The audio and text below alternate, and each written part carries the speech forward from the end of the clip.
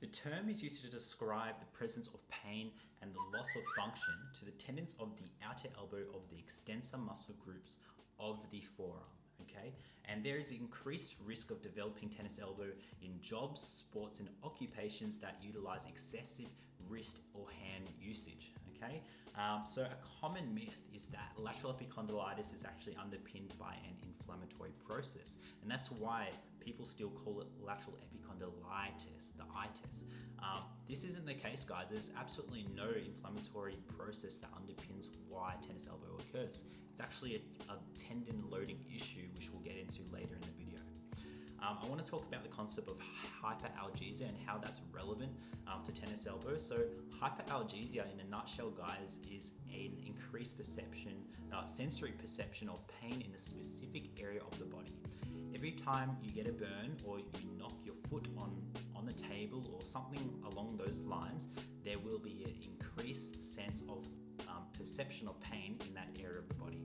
And that is shown to be, in recent research, very, very relevant to the condition of tennis elbow. So what are the symptoms of tennis elbow, guys? So there's localized tenderness and soreness on the outer side of the elbow, so right there. Pain is aggravated by wrist movements such as grabbing, such as twisting and bending, like that, of the wrist. Now, there's always going to be a clear history of overuse or overload with a gradual onset. Now, lateral epicondylitis or tennis elbow, guys, can occur in both sedentary and individuals with low levels of activity. And that means that both camps of people can get tennis elbow, all right? What requires you to actually develop tennis elbow is the overload of the tendon itself. So that means both desk workers and people who work in labor or bricklayers or anything along those lines, both those camps of people can get tennis elbow. So guys, what are the causes of tennis elbow? So first of all, I want to explain to you all that not all tendons do the same thing or have the same structure within the human body. For example, the tendons of the knee and the ankle have different structure and function to those in the, say, forearm and wrist, and therefore should be treated with the specific structure and function in mind. The elbow extensors, guys, the function of them is to hold the wrist and hold the forearm stable with wrist and hand movements. Yes, there is going to be some movement occurring sometimes when we pick stuff up, but a lot of times there's going to be what we call an isometric contraction of these muscles here. Okay, and why this is so important with lateral epicondylitis or tennis elbows, that we actually want to train that specific function. Okay, so guys, let's talk about tendinopathy. So one of the defining factors of tendinopathy is actually the presence of pain and not the presence of degeneration. Okay, that's really, really important. So wear and tear of a tendon is actually a normal process with aging, and tendons also adapt to the type of load that they receive, and this is very evident in different sports and various occupations. Now, research again and again has suggested that the structure and the pain are not related at all. Whether or not a person experiences pain, well, the answer to that is actually no one really knows. It could be a combination of psychosocial factors and genetic factors, as most experts expect, but there's no definitive reason as to one person gets pain compared to another person. Alright, so how is tennis elbow diagnosed, guys?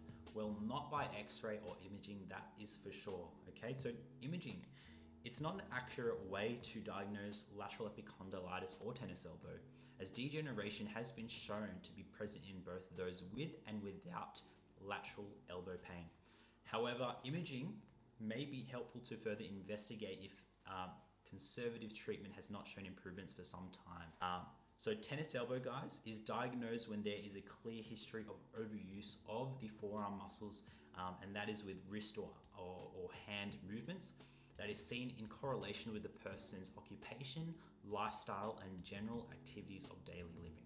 Now, pain has to be present, guys, and localized to the outer elbow, all right? And that is the lateral epicondylar region, okay? So that also has to be present. Now let's get to the good stuff, guys. Let's talk about the treatments for tennis elbow. To sum it up, passive treatments, and these include laser, massage, ultrasound, acupuncture, cupping, dry needling, and even chiropractic adjustments, have effective short-term outcomes for patients, but not so much for long-term, okay? That doesn't necessarily mean that they have no value at all. Pain relief is an important aspect of physical therapy, and many people will be thankful for it, especially after it has been affecting them for so long. Exercise has been shown to yield the best long-term outcomes for tennis elbow, both short and long-term, and has by far the most convincing evidence compared to other treatment types. So what about cortisone injections? In Johnson et al.'s systematic review published in 2007, found that corticosteroids have been found to be helpful to reduce pain and improve function in the short term. So that short term was 2 to 6 weeks, but pain was no different after 6 months. So that's something you guys should all keep in mind. So what about surgery? Is surgery a good option for treating lateral epicondylitis? When conservative treatment has exceeded 12 months with little to no improvements in pain and function, then yes, surgery has actually been shown to have some benefit, guys. And it should be noted that surgery is the last resort when all else fails, but there's very, very few studies that have investigated the effects of surgery for tennis elbow from 6 to 12 months later, okay? So that was a very, very short, sharp summary of lateral epicondylitis. Let's get into the exercises right now.